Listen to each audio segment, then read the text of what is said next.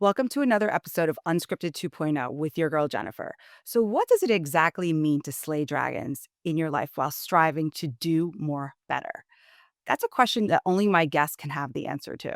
Today, we're joined by Susan L. Combs. She's not only the president of Combs and Company, a full service insurance brokerage firm. She started at 26. Susan was named the youngest national president in over 85 years of history by the Women in Insurance and Financial Services. And it doesn't just stop there. She's also the author of a deeply moving and highly insightful book called Pancakes for Roger, a mentorship guide for slaying dragons. Combining her roots as a Missouri girl in a New York City world with her profound teachings of her late father, Roger, Susan created a movement that inspires all of us. So let's welcome her. So, welcome to our podcast. I mean, I'm so excited to have you on today to talk about your book. And I really want to talk about, the book and what it blends into. It's a memoir about grief. It's also about really even just giving people just life advice that you really got from your father that you connected with so dearly. You had such a great relationship with. So I first want to understand, like, what was the inspiration for the book and what is the story behind Pancakes for Yeah. Roger? So, um, so they I had people after me for a long time to write a book, and to be honest, I do a lot of public speaking, and a lot of times I end my talks with unsolicited advice. So it's always been like quick quotes from people that I've gotten along the way, and I always thought that'd be cool to turn into a book where I would have like one of the quotes be one of the chapters, then like give backstory about the person, and then kind of tell you how you can plug and play the information. And so that's what the book started out as. Then, my father that passed away in 2018, from, Agent Orange related throat cancer, he kinda ended up taking over the whole book, and I didn't anticipate that. So it ends up being, like, so many Roger-isms. My father's name was Roger Combs, and then, and it's sprinkled in with other, advice from other people along the way. So, again, the book was never supposed to be about my father. My father was supposed to be a chapter, and then, he was a general, so the general took over like generals do. And, but, writing the book was truly a gift to myself. I know that you lost your mother a few years ago, and anybody that's listening or watching that has lost somebody knows that, especially when it's like a pivotal person in that family, there's somebody that has to step into those shoes. And in my family, it was me. And so since it was me, I was in such work mode. I mean, my father, like, there were 8 properties and 7 bank accounts and, the Department of Defense. My father was also a civilian judge. There was so much work to be done that I threw myself into work mode. I had what I called family office time the first year my dad passed. And so since I threw myself into that, I didn't really get a lot of the grieving time like everybody else did. So when I decided to finally do the book, that was really a cathartic gift to myself. I mean, I ugly cried every single week that I wrote, because it just it I didn't realize that I hadn't processed a lot of the grief. So it was a way for me to kind of process the grief. But like the concept of pancakes to Roger, I mean, it it depends on the day. I mean, pancakes to Roger started out as just a request from my dying father. I moved from New York City back to Missouri, my tiny town of 1,000 people that I grew up with in the northwest corner of Missouri.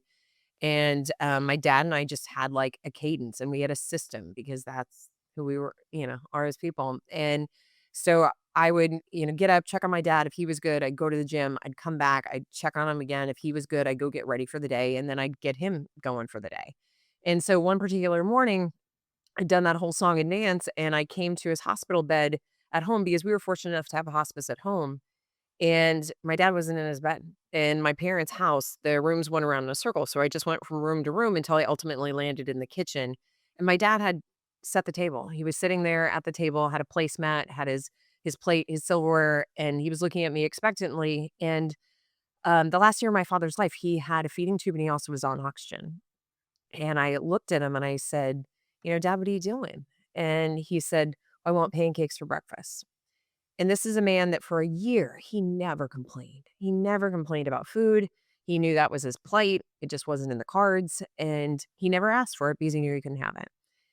And I looked at him and I said, "Oh, Dad, there's nothing more that I want to give you than pancakes for breakfast. But we're on hospice here. We have a DNR. And I said, if I give you pancakes and you choke, I said, we're probably done here. And I don't think we're quite ready to be done. And of course, he said, yes, I can. Matt said I could. And Matt's my brother, and he was a nurse, is a nurse, and he wasn't there that morning. So I knew we were dealing with some oxygen deprivation, some confusion. So I said, well, let me see what I can do. So the general always wanted his tube feeding formula heated up for 14 seconds, never 13, never 15. He'd call you out on it. So I heated up his tube feeding formula and I sat it down on the table and he said, what's that? And I said, that's your syrup. And his oxygen levels started kind of rallying around since we had been talking and he understood and he kind of smiled. And, a few weeks later, my dad would ultimately pass away. And, my brother and myself and my mom were all there with him. And, um, we planned a Missouri funeral. My father was ultimately buried at Arlington in DC.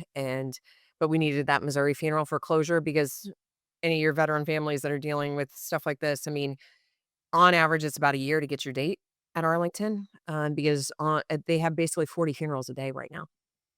And so we needed that closure for our family.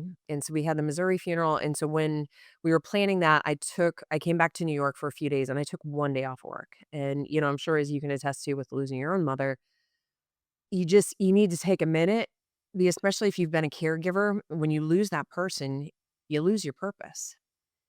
And it takes you a second to get your feet under you. And I needed just one day to be like, if I wanted to respond to a text message, I could respond to a text message. If I wanted to answer a call, I could answer a call, or I could just say fuck everybody and just be. And so I took a day, and my husband said, "Why don't we go have some pancakes for your dad?" And it just was such a great idea. And so we went to the Bel Air Diner in Queens, and my husband took a picture of me having pancakes, and I told the Pancakes for Roger story on social media, and I just said, "You know what? All of our lives can change in the blink of an eye, and there's something that every single one of us has to be grateful for today. So if you're so inclined, go have some pancakes for Roger and remember all the good things you have in your life." So it was just me talking. It wasn't supposed to go anywhere. I was just sharing some of my heart, some of my sorrow, and then people started having pancakes. And they started sending pictures, and people started saying, "I can't have pancakes and not think of your dad." And this is, I mean, 2018, my dad passed, so we're going on 7 years now. And so I'm always a big person. I mean, my father was always like, "Where's the lesson? Find the lesson." And so I was like, where's the lesson here? There's got to be something here. And so what we did is we turned it into fundraising efforts for the University of Missouri School of Law Veterans Clinic that provides free legal services for veterans and their families navigating the VA claims and appeals process, discharge upgrades, and a whole lot of other things, all free of charge to our veterans. And so my father's birthday was February 22nd. So if you're into numerology, 222 is an angel number. My book actually came out on 2/22/22, and that was intentional. And Mine's uh, 333. yeah, you're 333. Yeah, see, exactly. Um, and I hope you say hi, mom, when you see that. You I know, always think her, and now I've got my son always like watching out for it. He's like, "Look, mom, 333." yeah, So I totally resonate with yeah. that. I'm always like, hi, dad. What's up? And so we started out as just fundraising efforts. So the month of February, for every pancake loving picture we get on social media, tagging our accounts, we make a donation to the Veterans Clinic in his honor. So it started out like again, it's just me sharing a story, and then it started into a fundraising efforts, and then it became a book. And then December 2023, I launched an official nonprofit called Pancakes for Roger. And so what we are doing is we've been building an endowment, and this year, I mean, we haven't even been around 2 years yet, and so this year, we're actually gonna be able to start providing grants for veterans. Our mission is to, create pathways for veterans to improve their lives and in their communities, and so, we're focusing on housing efforts this year, so we're actually gonna open up grant applications, September 1st is our plan. And, if a veteran, say they get out of like a rehab from having a hip replacement and they need a ramp. I mean, the VA doesn't move that quick. So it's just like we can provide the funds for, the materials for that. Say it's a heat wave and a veteran, their air conditioner like totally busts. We can help with that, or a refrigerator, or say somebody's short on cash some month and they need help with a utility bill. I mean, those are because that's what I've seen is like with nonprofits. I mean, there's so many incredible nonprofits out there, and I'm not bad mouthing any like massive large ones because they all do incredible work. But With smaller ones, you can see that true impact immediately. So it's just like you give $2,000 to the Red Cross, we're like, "Yeah, we found that in our couch cushions, thanks," you know? But it's just like you give $2,000 to somebody like, Pancakes to Roger or another smaller organization, we can see the true impact on veterans, like, the next day. And because we don't have to deal with the bureaucratic bullshit and all the long stuff, I mean, we can act quickly. So it's very rewarding, and it's been such a great, it fills my cup in such a different way. I mean, I know how to make money, but a nonprofit is totally different because it's not my money. It's Yeah. the veterans' money. So it's like we scrutinize everything and we're just like saying, how can we make the biggest impact possible too? And when I was actually looking at the actual initiative that you were developing over time, I mean, I saw all of the pictures. I Mhm. mean, all of the countries. I mean, all of the countries that these pictures are being taken in. It's wild. I mean, as you said, 2 years. I mean, the amount of exposure that this has had all over the world is mind blowing. I mean, there's so many countries. Yeah. I mean, We had forget 25 countries this past year. I mean, this. this year. Yeah. So we had what, all 50 states, Washington, D.C., 25 countries, and six continents because freaking Antarctica broke my heart this year. We got them 2 years in a row. But the thing is with Antarctica, you got to get there early. You got to get to them. Like, I got to get to them probably in November this year because, like, I got to them in January and their shipment of supplies had already come in. And it's not like they can go walk down the street and buy some pancake mix. It's like if it's not there, it's not there. So, Well, it's wild that you say that because, so I am half German, half Dominican, and so those Dominican Republic is one of the Caribbean islands that and I was like, I live in we have a house there, so yep. it's probably the last stop on the peninsula somewhere, and the shopping centers are very small. I'm like, "Pancakes." I'm like, "Who there?" No, it's just wild where it's just wonderful, Yeah, I have and an employee that she's from there. So she's always in DR in February, so she knows she owes me pancakes, so she plans I ahead. mean, I love that. I love that, like, it just resonates with, the world, and I think that something that your husband suggested that was so meaningful created impact, and I just think that that's fabulous. So, I wanna ask you a question. I mean, you are from Missouri, but you're living in you're a New York City girl. How have both of those worlds collided where you're able to, like, keep your values aligned to just do all the things that you're doing? Like, how do you interface both? Because it's wonderful. So I will say I'm a recent transplant to New Hampshire. I still have Okay. my place in New York, but, it's, God, New York just always worked for me. My dad always said I was too fast for Missouri, and, I also was fortunate enough to have parents that were like, "The world is bigger than your backyard." And you can go explore it. If you wanna come back to your backyard, there's no shame in that, but if you make your own way in a different way, that's okay. So it's just like, I know not everybody has parents like that. I mean, I see it. I mean, I see my Facebook friends where it's just like, it's like All the there's same, or you're doing the same things, and it's all like it's yeah, comfort. It's and comfort. you gotta yeah, and the kids gotta stay there, and I will say, I mean, I can get in trouble for saying this, but it's like, there seems to be this reinsurgence of young people getting married at, like, 19 and 20, and the parents are happy about it, and I'm like, "Why the fuck are you happy about that?" Like, that's not a good thing, you know? No, and I remember, listen, in your book, you said there was, like, this rule. You were like, "Do not get married 26. after 26," I think you said.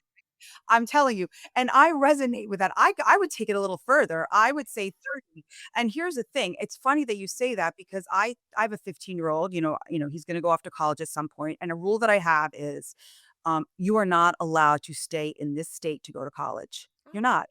And maybe that's a little bit much or bossy, but I think that it's gonna make sense for him because as you said, you can always come back to your own backyard, but I want you to learn something different. I want you to be around different people. I want you to experience different things and then figure it out and make yourself into the world. But you could always come back to New Yeah, Jersey. You could yeah, always come back. So yeah, I yeah. love that. Well, and Well, I also think too, it's just like I firmly believe if you're still on your parents' payroll in some fashion, you have no business getting married.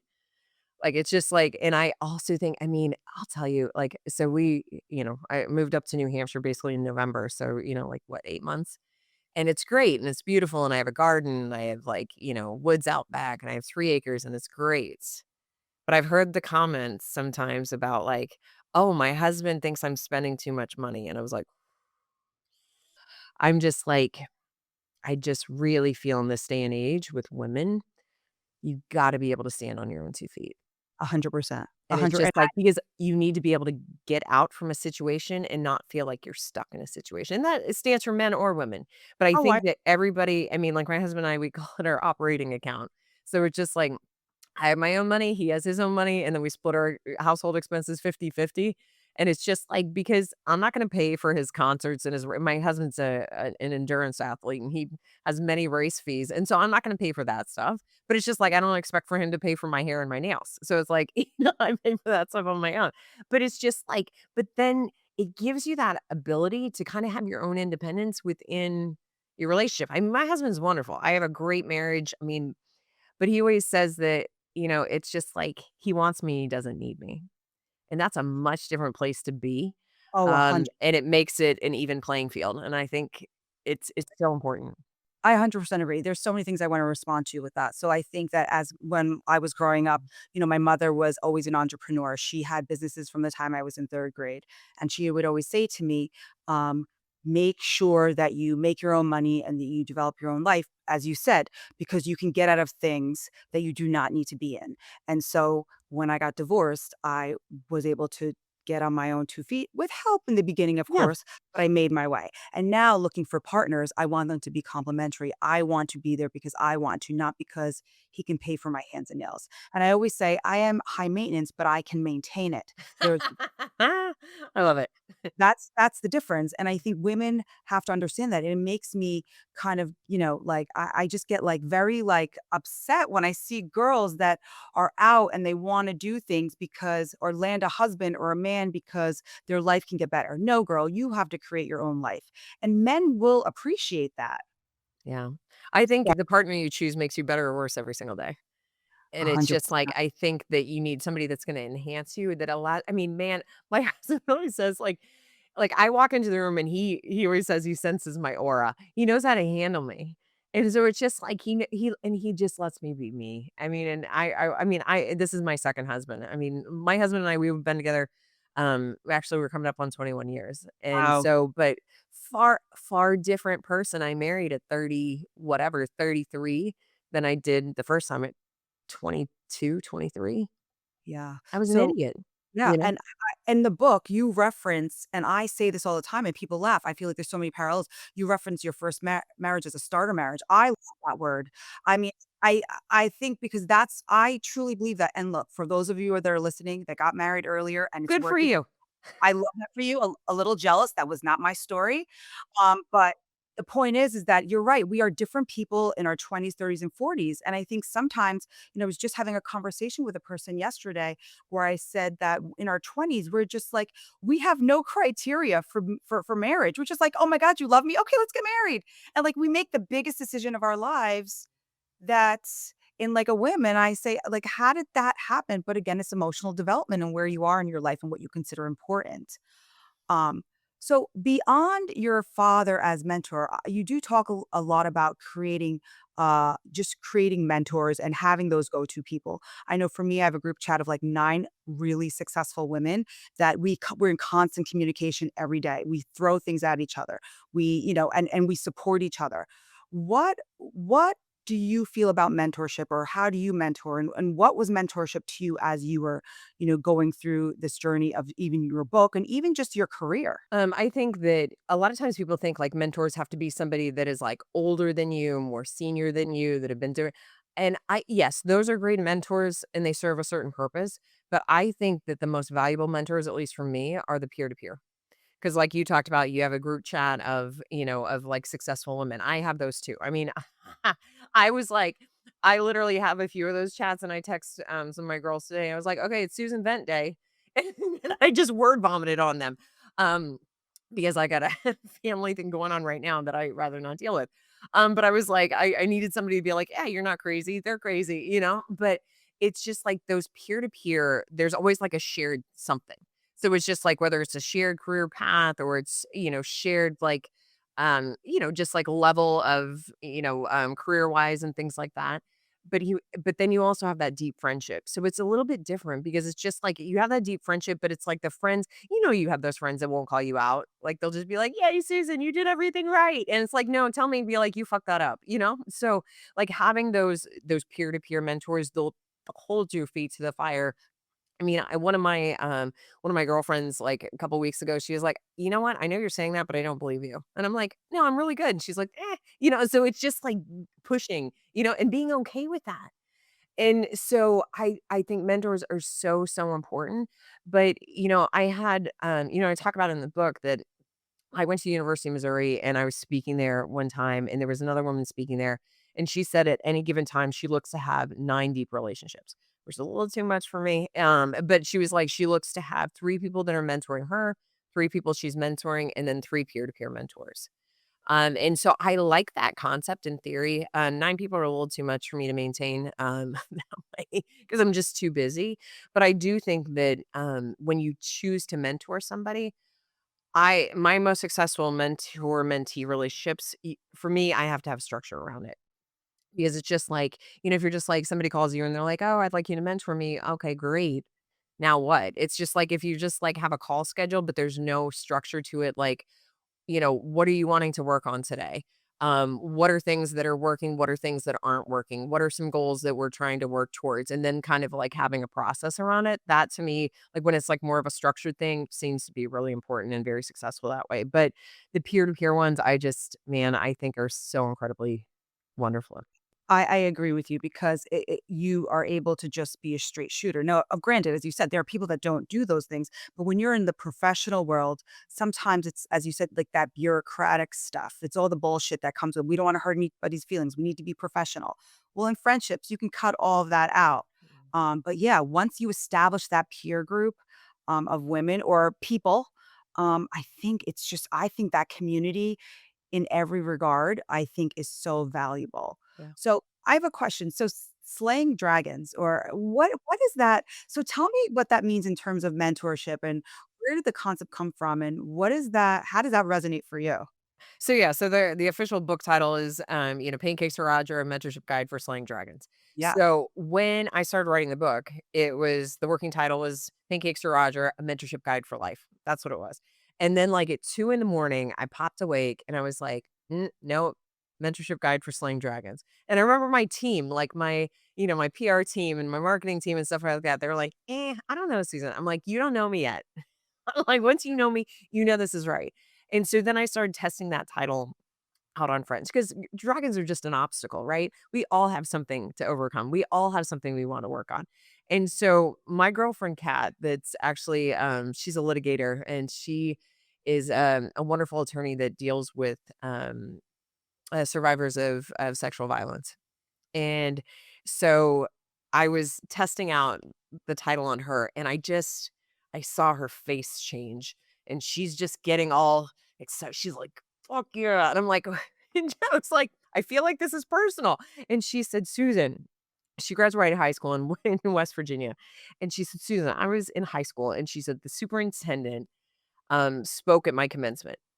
And she said, I'll never forget. She said he was talking to, our senior class and he was saying, "You know what? You guys might want to go out and slay some dragons, but why don't you try some lizards first?" And she said, I'm sitting there seething, saying, "I'm not going to slay a stupid lizard. I'm going to go slay a dragon." And so she was like, so it just like it pulled on her. So like if you know me, I'm a bit of a badass. I'm a tender badass.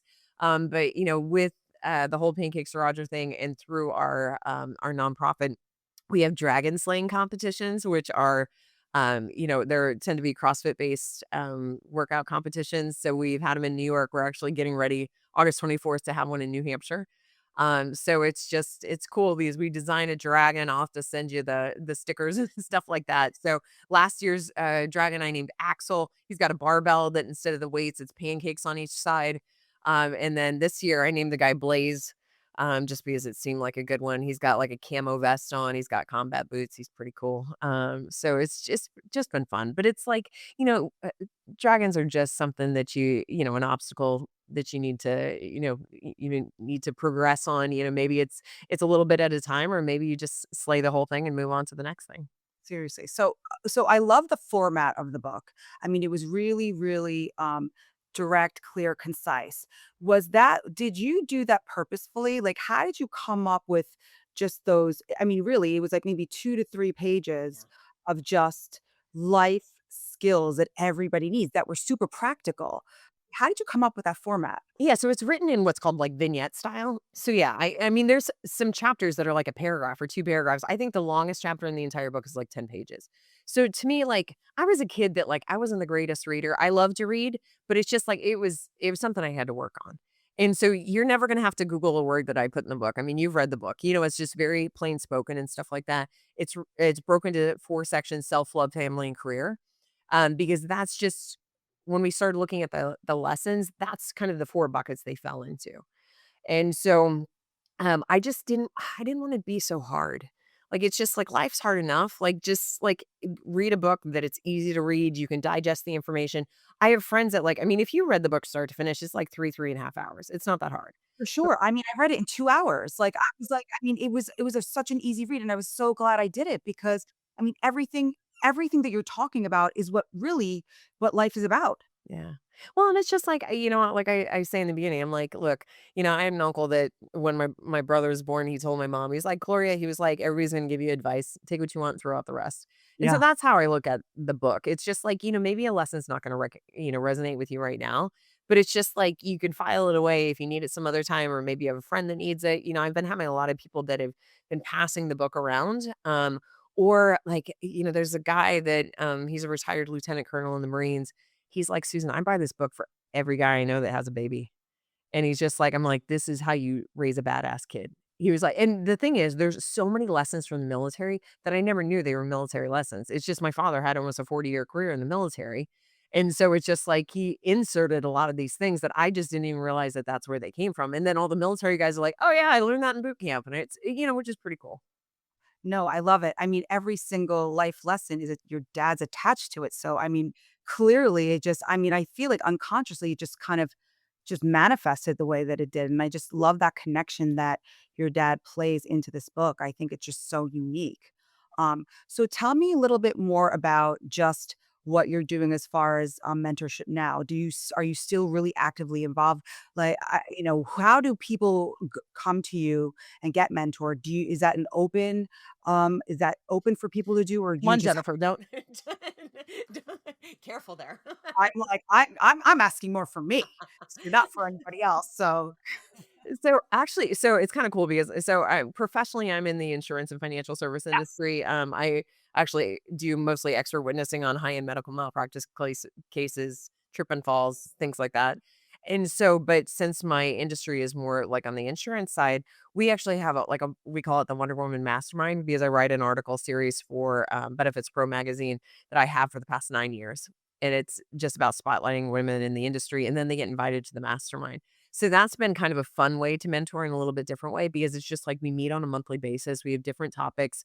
Um, you know, the topic this last month, or actually this week, was like hard conversations. We've had like a jury consultant that talks about like body language and stuff like that. And it's pretty cool. So that's been how I've done a lot of things. I do have people that I've mentored for a while that, you know, kind of have me on you know, they reach out to me on a as needed basis type of thing.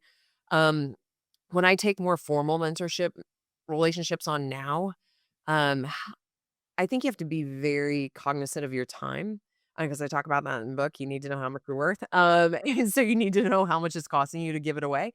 And so I typically, and I know I'm just a busy person, so I usually do like I meet with somebody every single month and we'll do like a 6-month thing, see how it is. But it's just like, but I have like a worksheet that they have to fill out. They have to get it to me 24, 48 hours before. So because I want to prepare. So it's just like I want to be able to read through, look at things, you know, if there's an article or book I'm going to pull to, you know, advise them on. And then, but my whole thing is like, if you know, show me, I'm done. Yes, and I have to say, even for myself and for people that are listening and entrepreneurs and people that are really even, kind of feeling stagnant or something that is not working. I think you do a really great job, accessing that information for people. Like, look, time is money, and you put together a formula. And it was so black and white, that formula. Matter of fact, I was like, I kind of like do these numbers, but I was like, "I've gotta get on with you, so I'm gonna do that." But I'm serious because I think that it is, and sometimes you don't really realize how valuable your time is and all the things that you're doing, and I noticed that you said, "I have, like, a 3 strike and I'm never gonna meet with them," and I feel like that's, like, a really Yeah. important thing to, like, understand. It's nothing it's just nothing personal, but you're not my time is just as valuable as yours. Well, and I also with the 3 strike thing, so, just because some of your people haven't read the book, right? So it's just like so the 3 strikes and you're out rule is like, okay, if I have a meeting scheduled with you and you no-show me and there's no explanation for it, I will never meet with you again, right? It's like, done. But it's just because New York is transient. There's enough salespeople out there. There's always somebody else to meet with. Um, but like, but if you have to cancel with me, like you have a sick kid, okay, fine, I get that. You have a car accident, you're stuck on the subway. Like I get those things happen. But if it happens 3 times, there's something in your orbit that I don't want in mine. And so there's some type of chaos that you are attracting to be so disjointed and so disorganized, and I don't want it near me. And the thing is too, it's just like, especially with networking, if if you, like, cancel or ask to reschedule with me 3 times, you're gonna do that to my clients, and my clients are too valuable of a relationship to me to make me just be like, "Oh, yeah, this person I think can help you. Maybe they'll show up, maybe they won't." I mean, it's too much knowledge to know, to not, to put in front of somebody. So, that's my whole thing, and it's just like, I mean, I had one guy, I think I even talked about it in the book. I don't know if you named him, but his name's TJ if you wanna know. But but, but this guy, like, the first time it was just like I was literally waiting in line at Starbucks, and I text him and I said, "Hey, what do you want me to order for you?"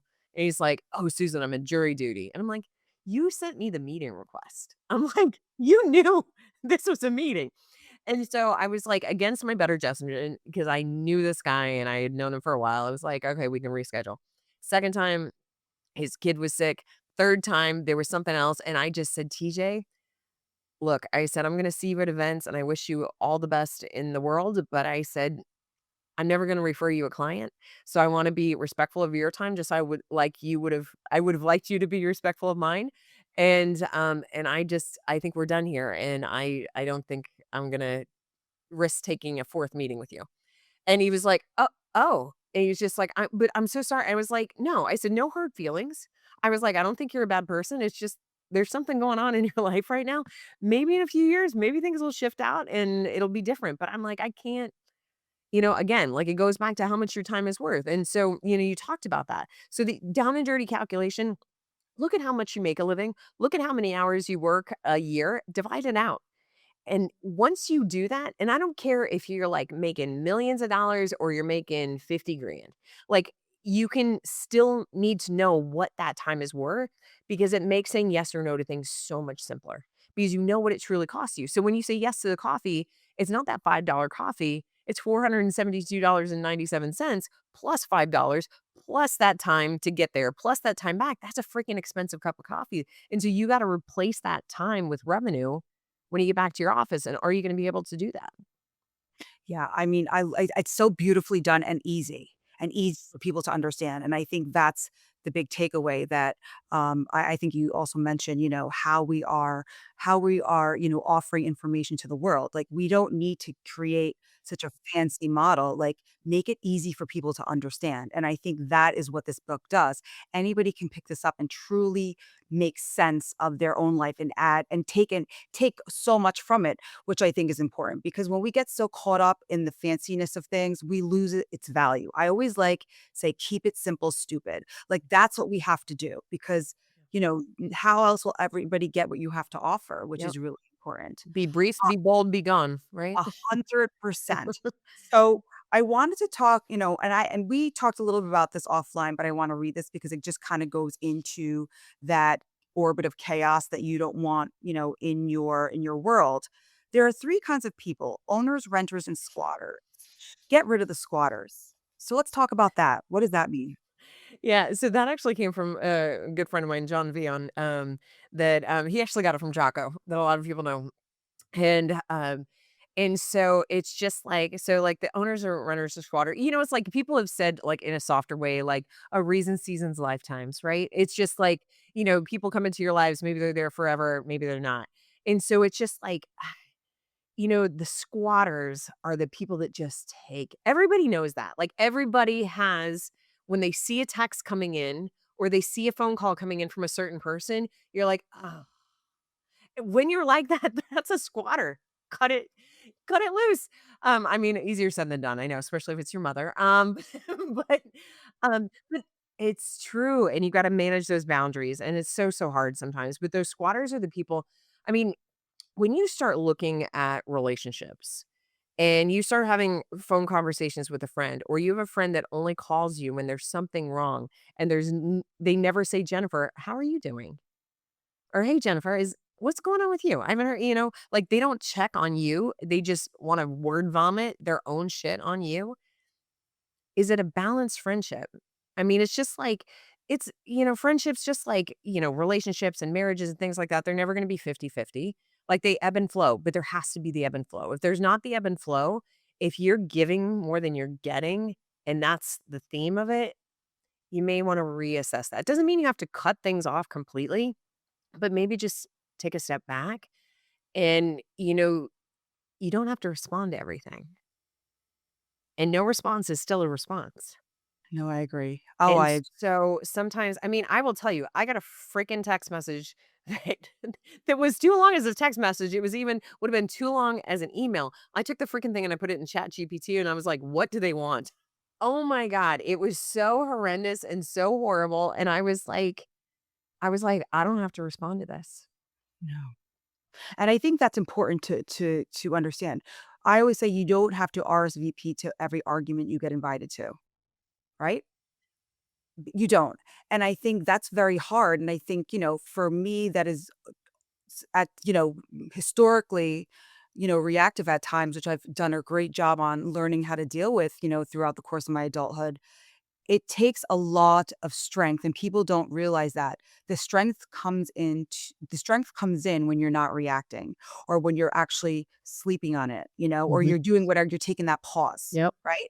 That's where the strength comes from, and I think that we don't have to always respond, and these are things that we're now talking about where, actually, and I'm sure she's gonna listen to this, I had a conversation with a very close friend, she's like a sister to me. She used to cut a lot of people off as she started to become a bit more successful, and she was getting a lot of success because she was doing the things that people weren't doing, okay? But the people that were still in our lives as we were children were not really in the same playing field that we were in, and there's nothing personal. No. It's that we can no longer pay the checks anymore. Just not doing it. We don't owe anybody anything. So, I think it speaks to that squatting mentality, and I love the way you just set up all 3 because there are people there. I wanna ask you a question. What about renters? Tell me a little bit about that. I mean, it's just like I think with renters, like, they might just be a transient friend, or they Yeah. might just serve a purpose Yes. to teach you the lesson and then you move on, and there's nothing wrong with that. I mean, No. it's just but I mean, I will tell you, since moving up to New Hampshire, I've recalibrated a lot of my relationships because I'm thinking deeper here. I don't have all the noise in New York City. I don't think I realized how much the noise took up in my thinking space, until I came up here.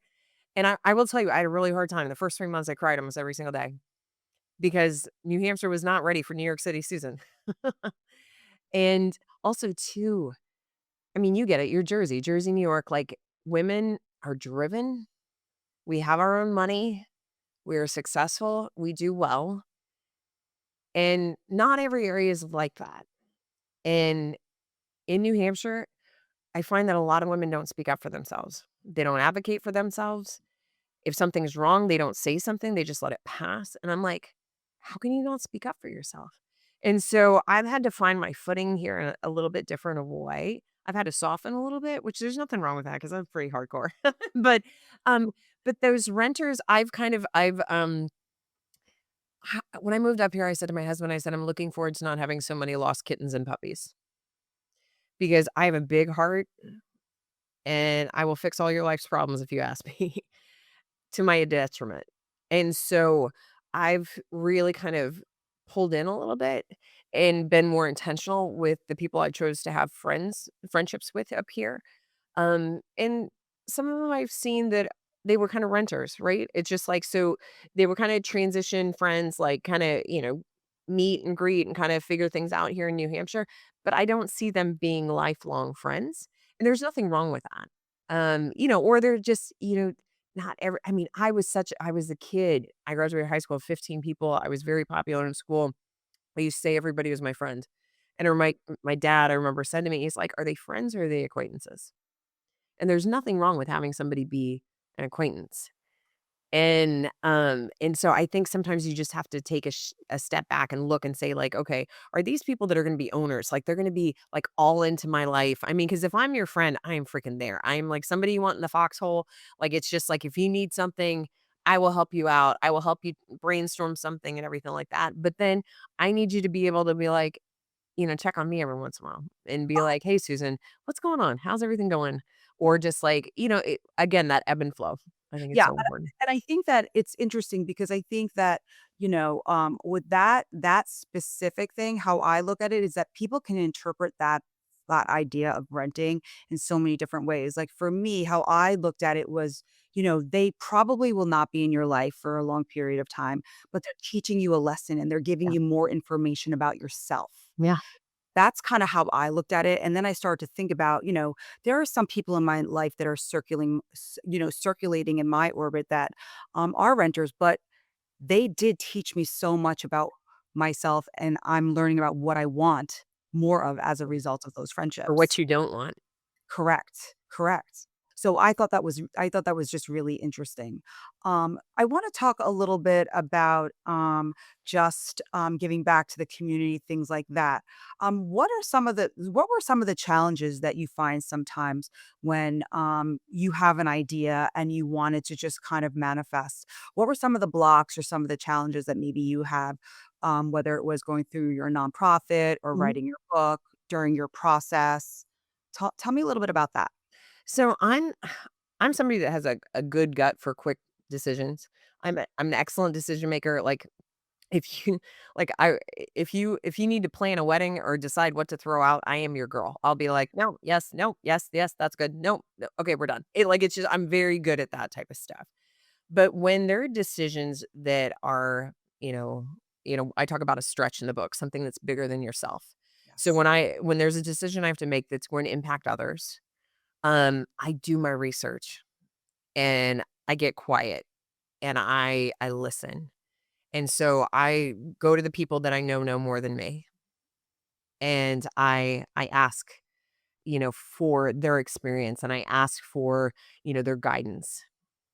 And and so that for me has been really important. I mean, I will tell you, like with this whole nonprofit journey, I mean, we just added on, some new board members for June 1st. I mean, we are a board of 7 now, and for Pancakes for Roger. And I've been so slow and methodical with this whole thing because I'm like, is it repeatable? How is it going to impact people? What's the cost associated? What's going to be the benefit of that cost? I mean, I will tell you, with our board members, everybody has all these different ideas. And it's great, but it's just like but you kinda gotta pump the brakes, but not steal people's sparkle, right? Because it's just like we gotta make sure, okay, if we're gonna decide to do X, is this something we can do every single year? Is there gonna be a benefit to this? Or is it just gonna be a flash in a pan and then nothing's gonna happen with it? So if it's gonna be a flash in a pan, we're not interested in it. So it's just like you always kinda have to come back to the mission. Because I learned, I was national president of another nonprofit organization, and that was a thing that helped me stay centered when it came to that work. Was does it come back to the mission? If it doesn't come back to the mission, we shouldn't be doing it. So when it comes to the nonprofit world, that's what we try to always come back to and be like, okay, is this helping to create pathways for veterans to improve their lives or their communities? Like if it's not, then we shouldn't be doing it. So it's just like once you kind of have those things outlined, then it makes those decisions a little bit better, I think. No, I love that, and I think that that is a really common thread with also the creative process with people in their art. Like, your art form is really giving back to the community and helping people, specifically veterans. Now, when we talk to and I can imply that idea to all types of things. We talk about just even this creative process. When I come back to my mission, I know I'm doing the right thing. When I start doing things that are not in alignment with what it is I'm here to do, I've got it all wrong.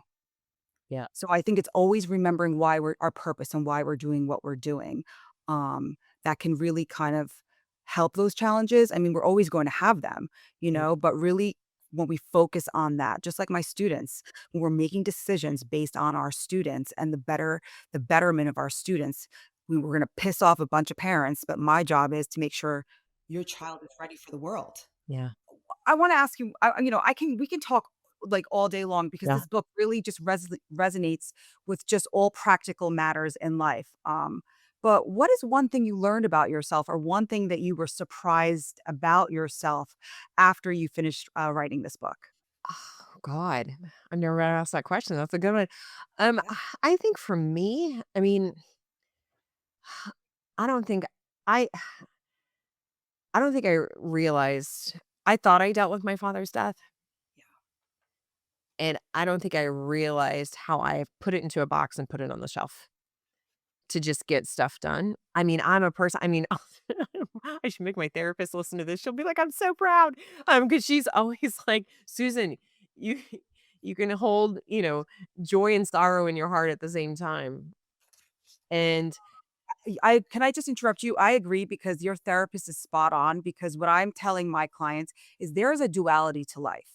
You can absolutely practice the idea of feeling both things yeah. and it being okay. Yeah, but I'm a taskmaster. So I'm just like, "Let's go, let's go, let's go." And so, I mean, like, at my office in New York City, I have a mural and it says "hustle." And, and I will tell you what did my shirt say this week? It said, "I will put you in the trunk and help people look for you. Stop playing with me." And my therapist is like, "We could have a session just on that shirt, Susan."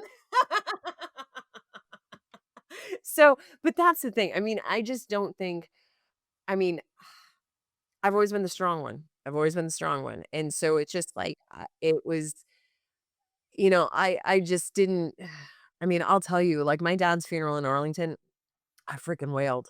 I mean, I had so many we had like over 200 people there. We had people from 6 different countries. And it's like, and they filmed the service because it was just amazing. And, like Air Force Band and the horse-drawn carriage and the bagpipes and the flyover and all the stuff that he deserves. And you hear me wail. And my friends then start crying because they're like, "Susan X is broke," and it's just like, so then they're crying. And it's just, I mean, uh, until we had that Arlington service, I just don't think I had allowed myself to be the kid. And I think that when you step into those shoes, I mean, that I stepped into for my dad, and it's like, I will tell you, I'm the person in my family that everybody comes to. And I think that when you are a high achiever and when you've achieved a lot in your life, people think it's easy. And it pisses me because there's a reason why you have what you have because you've worked your freaking ass off. And it's just like, and so, I mean, I remember my brother Matt and um, I had a meltdown on him, and this was like not, this was not long. I mean, our father hadn't even passed yet, but he was on hospice. Nah. And I was like, "Can't you just ask me how the fuck I am sometimes?" Just like and it just I mean, and it was like angry tears and stuff like that. And I will tell you that was probably one of the best conversations we had. I mean, because 7 years later, he's still every once in a while text me and be like, "Hey, you good?" And it's just like, I can go 100 more miles for you if you just ask me if I'm good. You don't have to even get in conversation with me. I just need to know you care. Yeah. I think that that's the biggest thing for people that are high achieving or that are the caretakers or like that rock of whatever, system that they're operating in. I think that, we really require so little. And I think that when we are just recognized, like, hey, look, I really appreciate that, or I noticed this was hard, or validate whatever it is that our experience is, that's really truly all we need. But it's really up, what I'm learning is it's also up to us to communicate that. Yeah. But So, I also think it's important, like, because I will tell you, I am a fixer by nature, and so like I said, I will fix all your problems. I will just do it. And so, but I've tried to be more intentional about that because I'll stop myself but I also say like, like my girlfriends with the shit. I'm like, I want to vent. I don't want you to tell me what to do. I just want you to be like, "Oh, poor baby Susan." And, like, that's what I want. And so, like, I told them what their role was. So I'm sure when I check my phone after we're done here, I'm gonna have all the support back in a specific way that I asked for it. But it's just like but also too, when somebody comes to me with a problem, I've started saying, "Are you wanting me to just listen to you, or are you wanting me to help you figure this out? Yeah. If you just want me to listen to you, I'll be like, 'Okay, that sucks.' I'm And that's sorry half you're the going through battle. that." Yeah. That's half the battle. I think that I had to learn that with my mother because she was always coming home with something, and I'm like, Do I say something? Then she'd get mad, so I just learned, "What would you like me to do?" I will s if but what she really always wanted was for me to just sit there and let her vent, and I think that that's so important for everybody out there. I think when you're going through a conflict or somebody's coming to you, those are so that's it. That is the golden ticket. That is a statement that I think is so important that people need to know, or, "What do you want me to do? How can I help you?" Because it's I about also them. think you have to have the boundaries though too, because I Yes. will tell you, like, my mother's still living, and my mother treats me like a girlfriend sometimes, and I have to remind her, "I'm not your girlfriend, I'm your daughter." Yeah. And so, if you wanna talk about dating, I'm not your girl. I'm not. Yeah, I'm like, "Did I tell you about all my conquests? No, so I don't wanna hear about yours." No, I mean, So it's that's really important too, but, sometimes people, they think, "Well, it's my mom, so I just have to sit there and do that." Yeah, yeah. that's Well, and there's been times, I mean, because 'cause I'm a big person on, like, man, I will listen to you complain, but if you complain about the same thing over and over again, but you don't do anything about the situation to change it, I lose respect. And yeah, you so don't strike me as that person to be able to sit through that misfixer. Like, you don't. You're just like, no, but ha we've gone through this 3 times. Can I just do it with you already?" yeah, no, but, like, prime example, my mother has this obsession with her hair. My mother has colored her hair since she was 15 years old. She's 77 years old. And so it's like it's over processed, and I think she should go natural. I mean, I got a ton of gray. I stopped coloring my hair about 15 years ago. And I was like, "Mom." She was like, "So she texted me, she's like, "I need to talk to you." And I'm like, "Well, okay, that sounds like an urgent issue." And I'm like, "Okay, what's going on?" She's like, "Okay, my hair." I'm like, "Oh, this is not an emergency for me to call you at 2 o'clock in the afternoon on a Tuesday." I'm like, "Mom, we've had this conversation before. I'm not the right person to talk to you about this. Why don't you talk to one of your friends that's a hairdresser? Have a good day." You know? But that probably took a lot of work to get to that place. Oh, yeah. I mean, I've been in recovery for 23 years, and I have a really good therapist that That's what holds I'm my feet you to the know fire. exactly, but for people that are listening, like, this didn't happen right away. Like, it took you a bit of time to probably develop that strength or just that clarity to understand why you had to do those Yeah. things. You gotta protect your own peace. Yes, you do. So important. I want to ask you this last question, and then we're gonna do something fun. So, if your dad were here today, what would you say to him that Mm. all the impact that, um, his request had? Mm. Um, I'm here for it. I think about that all the time, Yeah. and, I wish he was here to have that conversation about it. I know he sees it, um, and, my brother Matt, not too long ago, I mean, I have a 5-year-old niece that has had 10 brain surgeries, and, she had 2 in the past 2 months, and 1 was an emergency one. It was a very scary time, and I remember saying to my brother, I said, "God, I just wish dad was here for you because, this is my brother that had cancer and my dad was that parent that advocated for my brother." And my brother said, "Yeah." He said, "I know." He was like, "I do too." But he said, "I get a lot of strength from you and I feel him in what you say to me." So I know I have the words and I know that he's with me. But I mean, my friend Dom Fortino said to me, he's like, "Susan, I've always heard that somebody dies twice. Once when their soul leaves their body, and he said once when somebody says their name the last time." And so my dad was one of those guys that was good when nobody was watching. And it's been evident by the stories that people have come and told me along the way. I mean, I can't even remember if I put it in the book, but like, the day after my dad passed, I went to the gym because that's what I do. And I was coming back and there was a clanging I heard, and something in me just said, "Susan, look up." and I looked up, and the post office in my teeny tiny town of, 986 people had put the flag at half mast for my father. Wow. And so I'm like, if that's not a testament to a life well lived, I don't know what is. But it also makes me, I want people to feel like that about me. They absolutely will. I mean, the impact you've created. I mean, just the, 54 minutes that we've been on together, it's created impact for me. I mean, you're a wonderful human. You've offered the world so much. And I think that, just like you're doing that, when we put platforms together or we have experiences or we offer people things that could be helpful and change their lives. I mean, you're doing it. Mhm. Thank You're you. doing it. So, a job well done and earned. I mean, your dad would be really proud of you. Thank you. So, we're gonna turn to something a little lighter to wrap. Thank God.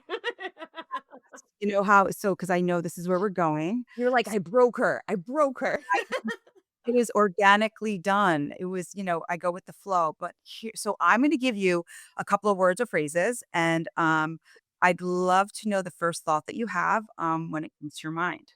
So, Susan, what about if when I say the word pancakes, what comes to mind? For Roger. How about dragons? Slang. Sorry, you picked easy ones. No, it's okay. How about Missouri? Chick. I don't like I my publishing company's called Missouri Chick. I'm like Yes. Okay. How about New York? home. Really? Yeah. Can you just tell me a little bit why? I lived there longer than any place else, and I feel like in a lot of ways, I mean, I had great parents and everything, but New York really raised me. I mean, I moved there at 22, and there was so many things I just had to figure out, and that's the thing, like, New York doesn't really care. You gotta figure it out. You have to want it, and that's one of the things that man, when somebody's just like, "Oh, I don't wanna do without," I'm like, "God, I did without." I was like, pot of spaghetti, pot of chili, on a week at a time, got a second job. I mean, you have to want it. And it's just like you will learn so much about yourself. And so it'll always have my heart and it'll always be home. Scissors. um, so scissors, I always think about like sometimes you gotta let people run with scissors. I mean, there's times that you just can't fix it. You can't fix stupid, you can't fix crazy. And sometimes you just have to, it goes back to like, I mean, this is like before the Mel Robbins let them thing. It's just sometimes you have to let them. Yeah. Yeah. Do more better. Oh, yeah. There's always something we can do and we can do it better. I mean, it's just like, even when you're just like so tired and you're like, I can't do it, just show up one more time. Just show up a little bit more. Just reach out to one more person. I mean, you can always do something. And then also, too, it's just like, I hate it when people just half ass things. It's just like if something's worth doing, it's worth doing it right or doing it well or doing it better. Yeah. And lastly, and most importantly, Roger. Oh, he was my partner in the family. Yeah. Damn it, Jennifer. I mean, he understood me so well, and he's the one that got me. And, my dad used to always say we have 2 type A's in the family. And so he understood that about me and he understood my drive. I mean, my dad had 2 full-time careers my entire life. And it's so my mom will say to me sometimes, like, you work so much, like all this stuff. And I'm like, you were married to a man that had 2 full-time careers that was gone so much, and you never said that to him.